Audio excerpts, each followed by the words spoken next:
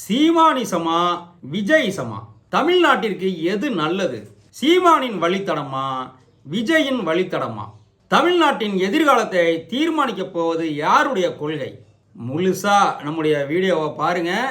யார் சிறந்த அரசியல்வாதி அப்படின்னு கமெண்ட் பண்ணுங்க. முதலாவதாக சீமானோட கொள்கையை பத்தி பார்க்க போறோம். தமிழ்நாட்டில் ஒரு புதிய அரசியல் அலை எழுந்துகிட்டு இருக்கு. ரொம்ப நாளாவே எழுந்துட்டு இருக்கு. என்னன்னு சொன்னா, டிஎம்கே ஏடிஎம்கேக்கு மாற்றா ஒரு மூன்றாவது அணி வேண்டும் அப்படிங்கிற கோரிக்கை எழுந்துட்டு இருக்கு. இதற்காக சீமான் ரொம்ப காலமாக குரல் கொடுத்துக்கிட்டே வர்றாரு. அதில் ஓரளவுக்கு அவர் வெற்றியும் பெற்றாருன்னு சொல்லலாம். கிட்டத்தட்ட 2011 சட்டமன்ற தேர்தல், 2016 சட்டமன்ற தேர்தல்லாம் என்டிகே டிஎம்கேக்கு ரொம்ப என்டிகே, அதாவது நாம் தமிழர் கட்சியோட அந்த ஓட் பேங்க் டிஎம்கேவை ஆட்சிக்கு வரவிடாமல் பார்த்துக்கிட்டாங்க. அதுதான் சீமானுக்கு முக்கிய தேவையாக இருந்துச்சு. அவருடைய மறைமுக கொள்கை அப்படின்னே சொல்லலாம், டிஎம்கே ஆட்சிக்கு வரக்கூடாது அப்படின்னு. அவருடைய பேச்சின் மூலமாகவே நம்ம தெரிஞ்சுக்கலாம். சீமானுடைய கொள்கை அப்படின்னு பார்த்தோம்னு சொன்னால் தமிழ் தேசிய கொள்கை. அது நம்ம எல்லோருக்குமே தெரியும். யாரெல்லாம் தமிழர் அப்படின்னு அவர் ஒரு லிஸ்ட் வச்சிருப்பாரு. அவர் சொல்றவங்கெல்லாம் தமிழர் ஆயிடுவார். யாராச்சும் அவரை எதிர்த்தாங்கன்னு சொன்னால் அவங்க முன்னோர்கள் ஹிஸ்ட்ரியெல்லாம் தோண்டி எடுத்து இவங்க தமிழர் இல்லை அப்படின்னா நாம் தமிழர் தம்பிகளை சொல்லிடுவாங்க. நமக்கே தெரியும். இன்றைக்கு அறிவியல் எவ்வளோ வளர்ந்துருச்சு, மரபணு ஆராய்ச்சியிலலாம் தெரிஞ்சிருச்சு. நம்ம அனைவருமே ஆப்பிரிக்கர்களின் முன்னோர்கள் அப்படின்னு சொல்லி, நம்ம அனைவரின் முன்னோர்களுமே, அதாவது வெள்ளை தோலுடைய ஆரியர்களாக இருக்கட்டும், பல நிறங்களை கொண்ட திராவிடர்களாக இருக்கட்டும், அவங்களுடைய முன்னோர்கள் எல்லோருமே ஆப்பிரிக்கர்கள் அப்படின்னு தெரிஞ்சு போச்சு. மரபணு ஆராய்ச்சியிலேயே தெரிஞ்சிருச்சு. ஆனால் சீமானோட கொள்கையை பார்த்தீங்கன்னா இப்படி அறிவியல் சார்ந்து இருக்காது. மக்களை எளிதில் மயக்கக்கூடிய வகையில் அவருடைய கொள்கையை பார்த்தீங்கன்னு சொன்னால், தமிழருக்குன்னு தனி அடையாளம் இருக்குது. தமிழன் தான் ஆள பிறந்தவன். இப்போ வந்தேரிகள் ஆண்டுகிட்டு இருக்காங்க. அப்போ யார் தமிழர்னு சொல்லணும் இல்லையா? சயின்டிஃபிக்காக போகக்கூடாது. அதற்காக அவர் சொல்கிறது தான் முப்பாட்டன் முருகன், அவங்க பிள்ளைங்க தான் நாம அப்படின்னு ஒரு காலத்தில் சொல்லிக்கிட்டே இருந்தார். இப்போ நைஸாக அங்கேருந்து அப்படியே போயிட்டு முப்பாட்டன் முருகன் தான் அவங்க அப்பன் சிவன் தானே, எல்லாம் ஒன்று தானே அப்படிங்கிற மாதிரி போயிட்டு ஆர்எஸ்எஸோட அந்த கர் வப்சின்னு சொல்லுவாங்க இல்லையா, தாய் மதம் திரும்புதல், கிட்டத்தட்ட அதை பற்றி பேசுகிற அளவுக்கு வந்துட்டார். கிட்டத்தட்ட அங்கதான் இழுத்துட்டு போயிட்டார். இது தமிழ்நாட்டின் அந்த மத சார்பற்ற தன்மைக்கு கிட்டத்தட்ட அவர் எதிராக தான் இருக்காருங்கிறது எல்லோருக்குமே தெரியும். இருந்தாலும் நாம் தமிழர் தம்பிகள், பொதுமக்கள் ஏன் என்டிகேவை ஆதரிக்கிறாங்க அப்படின்னு சொன்னா, அவருடைய அந்த பீப்புள் சென்ட்ரிக் அப்ரோச், இப்ப இருக்கிற அந்த சமூக பிரச்சனைகள், கிட்டத்தட்ட அவர் பேசுற பிரச்சனைகள்லாம் பாத்தீங்கன்னு சொன்னா ஒரு கவுன்சிலர் லெவல் பிரச்சனைகள், மாநகராட்சி லெவல் பிரச்சனைகள் தான் ரொம்ப பெருசா பேசுவார். இன்னமா அவங்க பேசுறதெல்லாம் பாத்தீங்கன்னு சொன்னா, தமிழ்நாட்டில் சரியான சாலை வசதி இல்ல, தெரு லைட்டு எரியல, பிள்ளைங்க ஸ்கூலுக்கு போற பாதையெல்லாம் சரி கிடையாது, ஏன் புள்ளையா தமிழ் மீடியத்தில் படிக்க வைக்க முடியல, ஒரு நல்ல ஸ்கூல் இருக்கா, அதனால தான் நான் இங்கிலீஷ் மீடியம் படிக்க வைக்கிறேன் அப்படின்னு சொல்லுவார். தமிழ்நாட்டில் இலவச கல்வி இல்லை, இலவச மருத்துவம் இல்லைன்னு சொல்லுவார். எல்லாருக்குமே தெரியும் அதெல்லாம் இலவசமாக கிடைச்சிக்கிட்டு தான் இருக்குது. இருந்தாலும் இவர் இந்த மாதிரி பிரச்சனையே பேசுவார். ஒன்றிய அரசை எதிர்த்து அவர் எதுவும் பேசுறது இல்லை அப்படிங்கிற விமர்சனங்களுக்காக அப்பப்போ ஒன்றிய அரசை எதிர்த்து ஏதாச்சும் பேசுவார். இது நம்ம அனைவருக்குமே தெரியும். ஆக கொள்கை அப்படின்னு பார்த்தா கிட்டத்தட்ட அந்த ஹிட்லர் காலத்து கொள்கை தான். யூதர்கள் எல்லாம் நமக்கு எதிரிகள், ஜெர்மானியர்கள் தான் ஆள பிறந்தவங்க, அதுவும் உலகத்தையே ஆள பிறந்தவங்க அப்படின்னு சொல்லி ஹிட்லர் பேசும்போது பார்த்தீங்கன்னா அவர் முகத்தில் ரெட் லைட்லாம் அடிக்க வைப்பாரு, இப்படி பேசுவார். ஜெர்மனி மட்டும் என் கையில் கிடைச்சா அப்படின்னு பேசுவார். அதைத்தான் நம்முடைய நாம் தமிழர் சீமானும் இந்த நிலம் மட்டும் என்கிட்ட சிக்குனுச்சு அப்படின்னு பேசுவார். இதுதான் நாம் தமிழர் கட்சியோட கொள்கை. அப்படியே விஜய் சத்துக்கு போவோம். விஜய் கட்சியோட கொள்கை என்னன்னு பார்த்தோம்னா, அவர் கிட்டத்தட்ட எல்லா கட்சியில இருந்தும் தலைவர்கள் போட்டோ வச்சுக்கிட்டு, பெரியார் போட்டோ, அண்ணா போட்டோ, இன்னும் பலர் போட்டோலாம் வச்சிருக்காரு. அவங்கள பற்றிலாம் அவரே படிச்சிருப்பாரான்னு தெரியல. கேட்டா அவங்களாம் என் கொள்கை தலைவர்கள் அப்படிங்கிறாரு. ரெண்டாவது, அவருடைய கட்சி தொண்டர்கள் எல்லாருமே இப்ப ரசிகர்கள் தான். நமக்கே தெரியும், எங்க போனாலும் அவரை ஃபாலோ பண்றாங்க. அந்த சினிமா கவர்ச்சியிலேயே இருக்காங்க. ஒரு சினிமா வெறி பிடித்த அந்த ரசிகர்கள் தான் அவருக்கு இப்ப அந்த தொண்டர்களா இருக்காங்க. நமக்கே தெரியும். ஆக கொள்கை அப்படின்னு பார்த்தா விஜய் இன்ன வரைக்கும் அதை பெருசா பேசினது கிடையாது. அவர் கட்சி சார்பா யாராச்சும் பேட்டி கொடுக்க வந்தாலும் அவங்களுக்கு தெளிவா அதை விளக்க தெரியல. அவங்க கட்சியில முக்கிய பொறுப்புல இருக்க ஒரு ஐஆர்எஸ் ஆபீசர் கூட என்ன சொல்றது, பல்பு ஆனார்னு தான் சொல்லணும். ஒன்னும் கொள்கைனா என்னன்னு தெரியல. ஒரு ஐஆர்எஸ் படிச்ச ஒரு ஆபீசருக்கு அதை விளக்க தெரியல. அந்த மாதிரி தான் போயிட்டு இருக்கு. இவங்க பாலிடிக்ஸையும் பாத்தீங்கன்னா மாற்றம் மாற்றம், நான் வந்தா எல்லாத்தையும் மாத்திடுவேன், பெண்களுக்கு பாதுகாப்பு இல்ல, நான் வந்தா பெண்களுக்கு பாதுகாப்பு கொடுப்பேன். கிட்டத்தட்ட சீமான் மாதிரியே தான் பேசுறாரு. அந்த கவுன்சிலர் லெவல் பிரச்சனையே தான் பேசுறாரு. லைட் ஏரியல, சாலையில பள்ளம், பாதாள சாக்கடைய மூடல, மழை பெஞ்சா தண்ணி நிக்குது, இந்த மாதிரியே தான் பேசுறாங்க. ஆனால் அரசியல் அப்படிங்கிறது வரலாறு, கடந்த கால வரலாறு முக்கியம். ஆனால் அரசியல் அப்படிங்கிறது என்னன்னா, இங்க நிறைய படித்தவங்களுக்கே புரிய மாட்டேங்குது. ஒரு சிலர் டாக்டர், இன்ஜினியர் இல்லாட்டி +2 படித்த பசங்களே பார்த்துட்டா நான் படிச்சுட்டேன், எனக்கு எல்லாம் தெரியும், அரசியல்வாதிகள்லாம் முட்டாள் அப்படின்னு சொல்லுவாங்க. ஆனால் உண்மையிலேயே அரசியல் அப்படின்னா அது ஒரு வரலாறு, கடந்த கால வரலாறு. அதாவது நம்ம தாத்தன், பாட்டன், பூட்டன்லாம் எப்படி வாழ்ந்தாங்கன்ற வரலாறு, நம்முடைய வரலாறு, இப்போ நடந்துட்டு இருக்க வரலாறு. எதிர்காலத்தில் நம்ம பிள்ளைகள் எப்படி இருக்கணும், எப்படி வாழணும், அவங்க எதிர்காலம் என்ன, அவங்களுடைய அந்த பொருளாதார சூழல் எப்படி இருக்கணும் அப்படிங்கிறது தான் அரசியல். அதற்கு நாம என்ன செய்கிறோம் அப்படிங்கிறது தான் அரசியல். அதற்கு நம்ம யாரை ஆதரிக்கணும் அப்படிங்கிறது தான் அரசியல். ஆனால் நம்மில் பல பேருக்கும் அதெல்லாம் தெரியாது. அரசியல்வாதினா முட்டாள், நான் மட்டும்தான் புத்திசாலி அப்படிங்கிறவங்கலாம் பார்த்தீங்கன்னா மாற்றம் இந்த மாதிரி சொல்லிட்டு வரவங்கள, சாலை சரியில்லை, அது சரியில்லை, அப்படி ஆக்கும் இப்படி ஆக்கும் அப்படின்னு சொல்லி ஒரு இந்த மாநகராட்சி லெவல்லையே பேசுவாங்க. அவங்களை நம்பி நம்ம ஓட்டு போடுவோம். ஆனால் உண்மையிலேயே கட்சினா எப்படி இருக்கணும் அப்படின்னு சொன்னால் கொள்கை தான் கட்சியாக இருக்கணும். அதற்கு தலைவர்கள் வருவாங்க போவாங்க, ஆனால் அந்த கொள்கை தான் கட்சியாக இருக்கும்போது அந்த தலைவர்கள் பேரும் புகழும் பெறுவாங்க. ஒன்மேன் ஆர்மி, இப்போ விஜய், சீமான் மாதிரி ஒன்மேன் ஆர்மியாக இருந்தால் அவங்களுக்கு அப்புறம் அந்த கட்சி இருக்காது. அந்த நேரத்தில் மக்கள் வந்து அந்த கவர்ச்சிக்கு ஆசைப்பட்டு ஓட்டு போடுவாங்களே தவிர அவங்களுக்கு அப்புறம் அந்த கட்சி இருக்காது. ஏன்னு சொன்னால் கொள்கையே இருக்காது, எல்லாம் ஆளுக்கு ஒரு பக்கம் பிச்சுட்டு போயிடுவாங்க. இப்போ இந்தியாவில் ஒரு மாநிலம் தான் தமிழ்நாடு.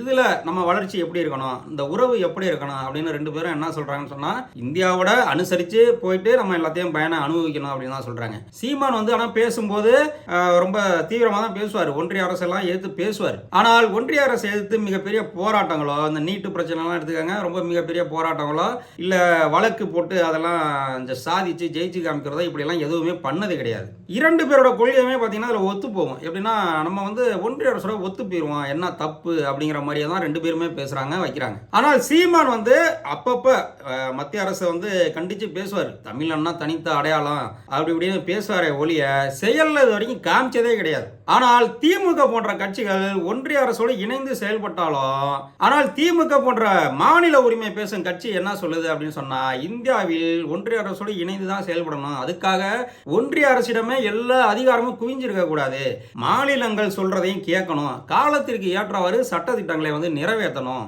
சயின்டிபிக் முறையில் போகணும் அப்படிங்கிறாங்க. எல்லா அதிகாரமும் ஒன்றிய அரசிட்டே குவிஞ்சிட்டு இருக்க கூடாது அப்படின்னு சொல்றாங்க. இதை வந்து மற்றவங்கலாம் பேசுறது கிடையாது. ஒன்றிய அரசு எப்பெல்லாம் வந்து இப்போ யூஜிசியில் கூட பாருங்க, அனைத்து கல்லூரிகளையும் யூஜிசியில் கொண்டு வரலாம், கீழே கொண்டு வரலாம்னு ஒன்றிய அரசு நினைச்சிட்டு இருக்காங்க.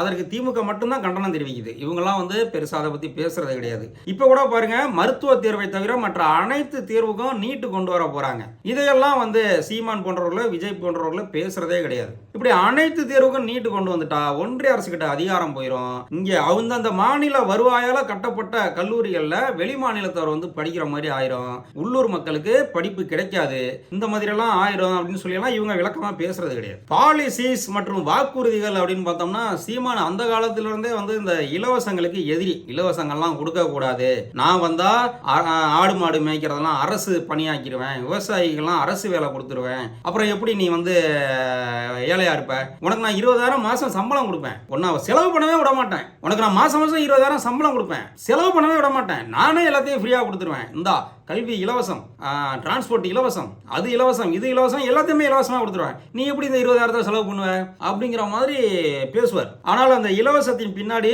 உலக பொருளாதாரத்தில் நோபல் பரிசு பெற்ற அமர்த்தியா சென் மற்றும் நம்ம மறைந்த பிரதமர் மன்மோகன் சிங் இவங்கெல்லாம் இருக்காங்க அப்படிங்கிறது மக்களுக்கு தெரியாம பார்த்துக்குவாங்க. அப்படி உலக புகழ்பெற்ற பொருளாதார விஞ்ஞானிகள் கண்டுபிடிச்சது தான் இந்த இலவசம் எல்லாம். மக்கள்கிட்ட காசு போய் சேரணும். அந்த 100 நாள் வேலை திட்டத்தை எதற்காக மன்மோகன் சிங் அவர்கள் கொண்டு வந்தார்னு சொன்னா உலக அளவில் பொருளாதார தேக்க நிலை இருந்துச்சு. அதனால இந்த 100 நாள் வேலை திட்டத்தை கொண்டு வந்து கிராமத்தில் இருக்கும் மக்கள் கைகளிலும் காசு போடணும்னு அந்த திட்டத்தை கொண்டு வந்தாங்க. கிராமத்து பஞ்சாயத்துக்கும் அதிகாரம் வந்துச்சு. ஆனால் எங்கேயோ ஒரு சில பஞ்சாயத்துல மக்கள் ஒழுங்கா வேலை பார்க்காம ஓபி அடிக்கிறதெல்லாம் இவங்க பெருசா பேசிக்கிட்டு அதை வந்து கிண்டல் பண்ணி பேசுவாங்க. ஆனால் எவ்வளவோ பஞ்சாயத்துல அந்த பணத்தை எல்லாம் நன்கு பயன்படுத்தி ஏரி வெட்டியிருக்காங்க, குளம் வெட்டியிருக்காங்க, சோலார் ரூஃப் எல்லாம் போட்டிருக்காங்க.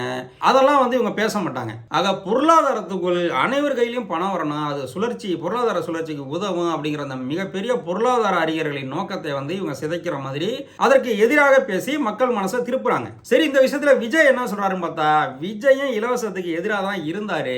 ஆனால் இப்ப இந்த ஆளும் அரசு திமுக கொண்டு வந்த திட்டங்கள் எதையும் வந்து நிப்பாட்ட முடியாது. இப்ப திமுக வந்து பெண்களுக்கு இலவச பஸ் பயணம் கொண்டு வந்திருக்காங்க, காலை உணவு போடுறாங்க மாணவர்களுக்கு, நான் முதல்வன் திட்டம் படிக்கிற பெண்களுக்கெல்லாம் மாசம் 1000 ரூபாய் கொடுக்குறாங்க, உயர்கல்வியில் சேர்ற பெண்களுக்கெல்லாம், +2 முடிச்சுட்டு காலேஜ் சேர்ற பெண்களுக்கெல்லாம் 1000 ரூபாய் கொடுக்குறாங்க.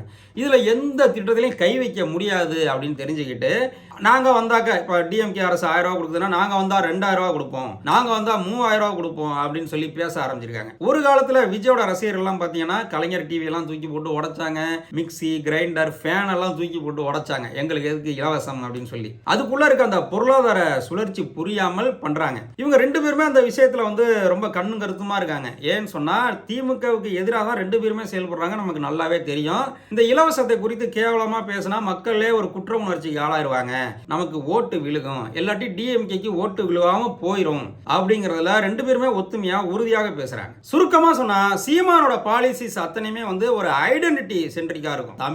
தமிழனுக்குன்னு தனித்த அடையாளம் இருக்கு, அவன் வந்தேரி இவன் வந்தேரி, தமிழனை ஆள வேண்டும். விஜயோட பாலிசிஸ் பார்த்தோம்னா பீப்புள் சென்ட்ரிக் பாலிசியா இருக்கும். பெண்களுக்கு பாதுகாப்பு கொடுப்பேன், பெண்களுக்கு இலவச பயணம் கொடுப்பேன், பெண்களுக்கு இப்ப திமுக அரசு 1000 ரூபா கொடுக்குது, நான் வந்தா 2000 ரூபா கொடுப்பேன், என் ஆட்சியில எல்லாம் பாதுகாப்பா இருப்பாங்க அப்படின்னு பேசுவாங்க. இந்த 2 பேருக்கும் உள்ள பொதுவான ஒற்றுமை என்னன்னு சொன்னா 2 பேருமே ஒன் மேன் ஆர்மி தான். இவங்களுக்கு கீழே எந்த தலைவரும் உருவாக மாட்டாங்க, உருவாகாத மாதிரி பார்த்துக்கிறதுல இவங்க கில்லாடி. இவங்களுக்கு அப்புறம் அந்த கட்சி வந்து டோட்டலா அவங்க தனித்தனியா பிச்சுட்டு போயிடுவாங்க, அப்படிதான் இருக்கும். ஆக இவங்களுக்குள்ள வேற்றுமைன்னு பார்த்தா இந்த பாலிசியில வேற்றுமை. விஜய்க்கு வந்து என்ன கொள்கைன்னு தெரியாட்டியும் கிட்டத்தட்ட ஒரு மத சார்பற்ற கொள்கையை தான் பேசுறாரு, அதற்கேற்ற தலைவர்களை தான் அவர் வந்து படங்கள்ல வச்சிருக்காரு, போஸ்டர்ல வச்சிருக்காரு. ஆனால் சீமான் பார்த்தோம் அப்படின்னு சொன்னா கிட்டத்தட்ட பாசிசம்னே சொல்லலாம், ஹிட்லர் மாதிரி தான், நாங்க தான் பெரிய ஆளு அப்படின்னு சொல்லி மக்களை வந்து ஒரு பக்கமா கொண்டு போய் எப்படியாச்சும் இது பண்ணிடணும், அவங்களோட ஓட்டுகளை நம்ம வாங்கணும் அப்படின்னு சொல்லி பேசிட்டு இருக்காரு. தேர்தல் அரசியலுக்காக பீப்புள் சென்ட்ரிக் பாலிசியும் பேசுறாரு.